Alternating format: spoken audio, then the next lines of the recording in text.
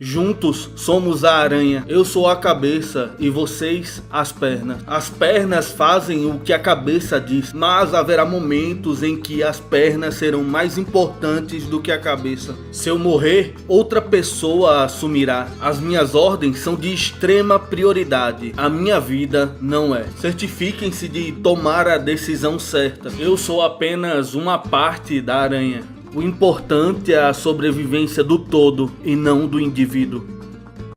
Vindo diretamente da cidade Meteoro e o fundador e líder nato da Trupe Fantasma, a organização de criminosos mais temida do universo de Hunter x Hunter. Um homem obcecado em entender a natureza humana, o que motiva os homens, o porquê iniciou aquilo e o porquê das suas emoções. A sua capacidade de compreender a natureza humana é algo tão magnífico que ele conseguiu reunir diversas pessoas com personalidades extremamente diferentes, mas que também eram extremamente poderosas, estando entre os usuários de NEM mais poderosos do mundo, e mesmo assim fazer com que todas essas pessoas distintas vivessem em um mesmo ambiente em harmonia e respeitando ele como um líder. A sua forma calma e extremamente estrategista, com um ar de superioridade em todo momento, mostrando que não teme, que não se sente pressionado, faz com que Chrollo Lucifer se torne o vilão mais magnífico que já conheci.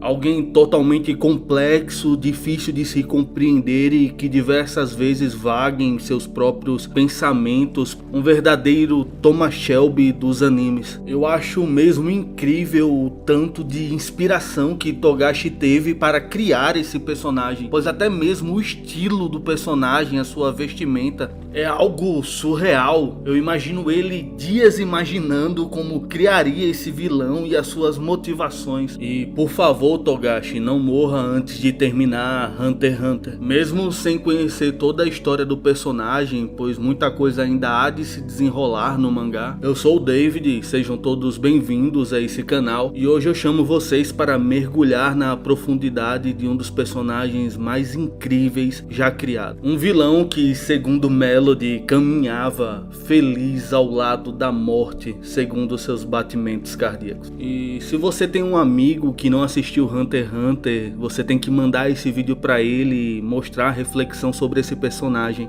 e dizer pra ele que ele não pode morrer sem assistir essa obra-prima. E então vamos para o vídeo. Chrollo, junto da maioria dos membros fundadores da Trupe Fantasma, vieram de Meteor City, uma cidade de ferro velho abandonada pelas instituições do estado, onde moram cerca de 10 milhões de pessoas sem nenhum tipo de registro, onde nesse local é depositado o lixo de quase todos os países e as pessoas daquele local vivem em uma miséria extrema, com pouquíssimas condições de higiene e com péssimas condições de vida. No arco de York New, presenciamos que a máfia utilizava várias pessoas sem nenhum registro dessa cidade para contratar assassinos sem registro para cometer os diversos tipos de crime. 10 milhões de pessoas em uma cidade esquecida pelos líderes de governo mundial, pelos jornais e pelos noticiários. Nessa cidade abandonada cresceu o Chrollo Lucifer e os membros da Genei Hildan, que eram apenas crianças. Ao encontrarem uma fita no território de Uvo e ao tentar roubá-la, tanto Chrollo como Franklin e Shaunark tentam levar essa fita do território de Uvogin, que na época era aliado de Nat,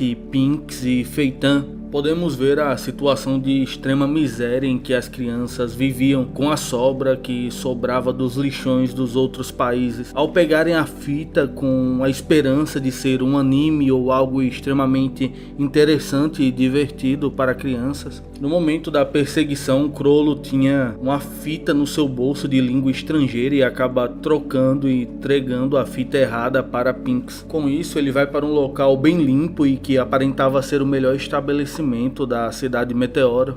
E após ser recebido por um padre, é dito que o número de crianças que estão sendo sequestradas está aumentando e que ele não deveria andar pelos arredores da cidade sozinho. Com isso é mostrado por que a cidade Meteoro fez um acordo com a máfia. Por ser uma cidade de pessoas sem registros, milhares de crianças estavam sumindo e pessoas adultas todos os anos, e 70% do desaparecimento eram de crianças, fazendo que os moradores então firmassem um acordo com a máfia em busca de proteção. Já que, como as pessoas da cidade Meteoro não tinham nenhum registro, era o local ideal para psicopatas e assassinos em série cometerem todo tipo de crime sem que houvesse algum tipo de punição para isso. Após Pacunada conseguir colocar a fita para rodar, eles percebem que era um desenho infantil, os Rangers da Limpeza, que era um desenho extremamente famoso em todo o mundo. Só que o desenho não era no idioma deles, era uma língua que eles não conheciam. E aquelas crianças ingênuas e inocentes que estavam distantes da escuridão planejam então dublar a fita para que todas as crianças da cidade Meteoro pudessem assistir e sentir um pouco de alegria. E então é apresentado Sarasa e Sheila, que se juntam a eles para dublar a fita. Sarasa aparentava ser uma criança bem jovem, inocente e inofensiva. Ao terminarem a dublagem da fita, Crollo meio que chama todas as crianças da cidade Meteoro para a igreja para que pudessem assistir à fita dublada. Com a notícia de uma festividade nada comum na cidade Meteoro, o Voguin, Pinks e Feitan acabam descobrindo que foram enganados por Crollo e disse que quando a festividade acabasse eles teriam uma conversa. E com a igreja lotada de crianças que viviam em meio ao lixo, a apresentação dos Rangers da Limpeza inicia. E todas as crianças ficam fascinadas com aquele desenho e que eles falavam a sua língua. E os amigos mais próximos perceberam que havia sido dublada por Crollo e Pacunada. Em meio à transmissão do desenho, o som para e todas as crianças ficam frustradas. Fingindo que nada aconteceu, Crollo perde um microfone e acaba fingindo que aquilo fazia parte do show, e para não frustrar as crianças ele continua com a dublagem, fazendo vários tipos de vozes e se mostrando ser um artista extremamente talentoso. Além de ser um vilão extremamente foda, o moleque era o Leonardo DiCaprio dos animes. Após fazer toda essa apresentação, podemos entender um pouco dos sentimentos internos de Crollo e o porquê ele fez aquele Requiem, meio como se ele fosse um maestro na morte de Uvogin, mostrando esse seu lado artístico desde a sua infância. Enquanto tudo isso acontecia na cidade Meteoro, o mangá puxa para um lado onde parece um Avan sequestrando crianças. Ao ganhar o respeito dos adultos e de todas as crianças da cidade Meteoro, e até mesmo do Voguin, que acaba cedendo e reconhecendo o valor de Crollo, dizendo que queria participar da gravação da fita e dublar o vilão e se tornar o maior vilão do mundo. E assim Nobunaga, o Voguin e os demais membros da trupe se reúnem com a esperança de se tornarem artistas e se apresentarem pelo mundo. Em mais um dia comum de ensaios, enquanto eles estão ensaiando, é dito que é a vez de Sarasa de jogar o lixo para fora. E enquanto ela se distancia, já que era algo bem ali próximo, aparece novamente aquela van com os homens dizendo que já haviam fechado a cota e que não seria difícil de pagar o governo, mas que agora eles poderiam pegar mais um apenas por diversão. E que deveriam agir rápido, já que a segurança na cidade Meteoro estava aumentando. Em meio aos seus ensaios, em um momento eles acabaram se perguntando qual seria o nome do grupo e eles escolheram Trupe, apenas Trupe. No dia da apresentação, fazia alguns dias em que a Sarasa não aparecia. Então Crollo fala com a plateia dizendo que desejava paralisar o show e que fazia alguns dias que a Sarasa não aparecia, e com a cara de choro e preocupação, pois havia sumindo várias crianças na cidade de Meteoro. Mas todas as crianças da plateia começam a expulsar aquele pensamento negativo, dizendo que ela deve estar perdida em algum lugar e que todos ajudariam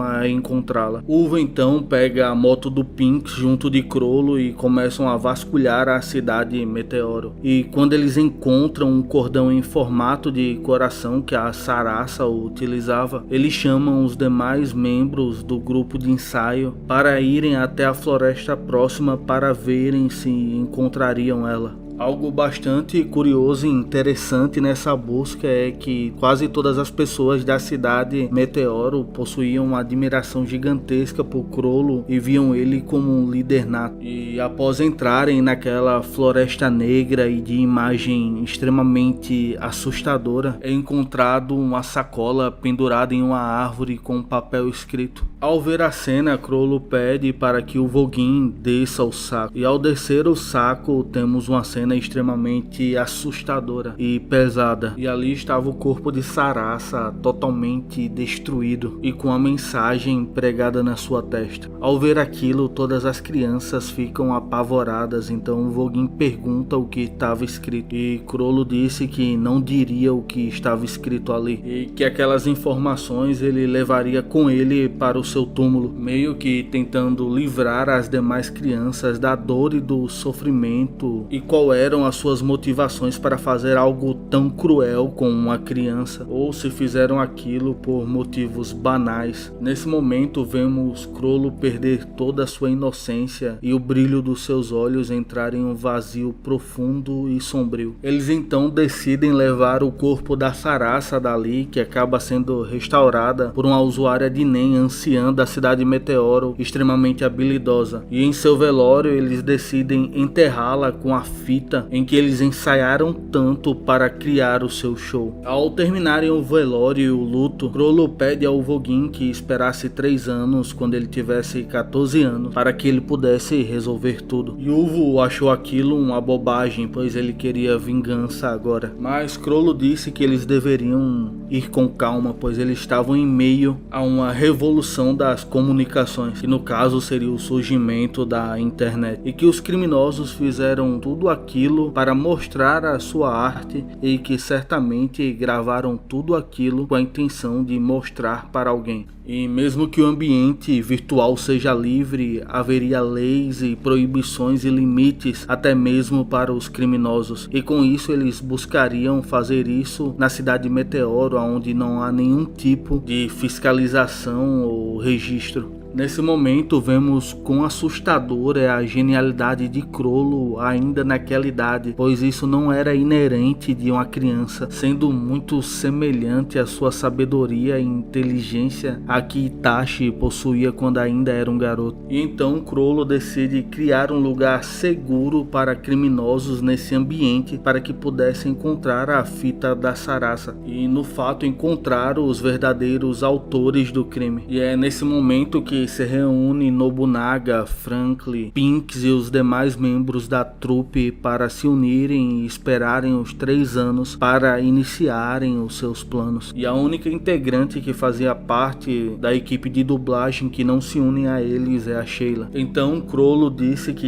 eles deveriam fazer algo para que isso nunca mais viesse a acontecer e que eles deveriam doar as suas vidas e que a Sarasa não iria gostar nada do que ele iria fazer, mas que daqui a 3 anos ele iria matar muitas pessoas. Ele não poderia perdoar os homens que fizeram isso com ela. Também se tornaria o maior vilão do mundo e faria o mundo tremer. E que jamais, nunca mais, enquanto ele existia, esses bandidos ousariam se aproximar da cidade Meteoro. E assim ele chamando o Voguin para se tornar o líder da trupe. O Voguin não aceita e diz que ele deveria ser o líder. Crollo vemos um desejo de honra de proteger a sua cidade, o seu povo e as suas crianças, e também acabamos entendendo o que ele sente na morte de Voguin. É notório o seu sofrimento, pois ele o admirava e meio que ele carrega sobre as suas costas, assim como Naruto tentou carregar o sofrimento do mundo ninja. Crollo tentou arcar nas suas costas com todo o sofrimento do povo da cidade Meteoro. Por mais que ele tente esconder todo tipo de sentimento, ele aparenta viver sobre um código de honra extremamente grande, carregar todo o peso de um povo sobre si. Com o passar dos episódios, percebemos que o grupo da trupe não é de verdadeiros monstros como Kurapika, Gon e Killua pensavam. Na realidade, eles amam um aos outros, já que se conhecem desde criança. Todos conheceram a miséria juntos. Por Crollo ser extremamente racional, ele criou regras para que o sentimento dos membros não acabassem interferindo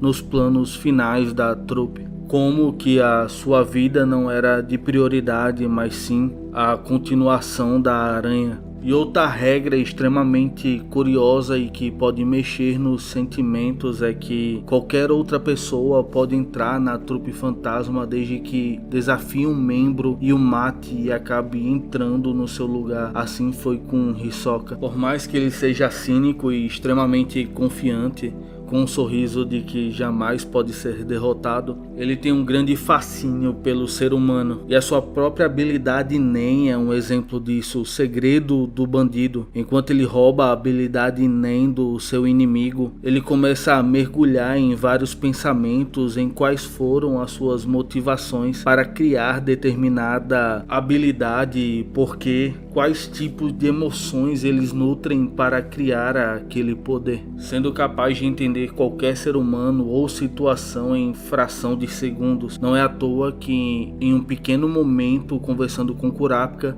ele percebe que a vida de Gon Enkidu era mais importante do que a sua própria vingança. E sendo capaz de pensar rapidamente, como na questão do balão, aonde Uvo achava que havia um Judas entre eles, e quando Hisoka entrega informações da trupe para Kurapika, Chrollo conseguiu imaginar situações hipotéticas incontáveis em sua mente que levava àquela situação, levando Hisoka ao delírio com a sua genialidade e capacidade de raciocínio.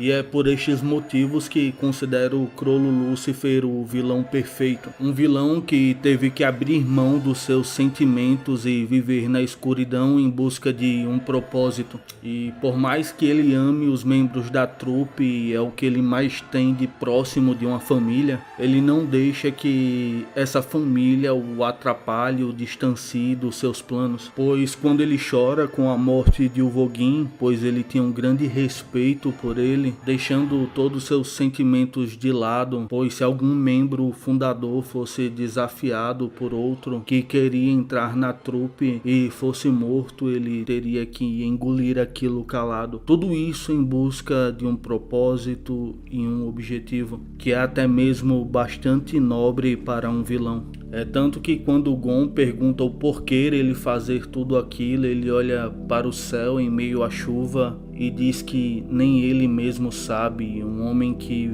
abriu mão das suas emoções apenas para viver o seu propósito e que não questiona mais as ações complexas dos seres humanos, e que se tornaria o maior vilão do mundo para proteger uma cidade, o seu povo e cumprir o seu propósito. Se você gostou desse vídeo, eu vou pedir que você se inscreva e deixe o like e veja esse vídeo até o final. E compartilhe com um amigo. Isso é a forma de você ajudar o canal.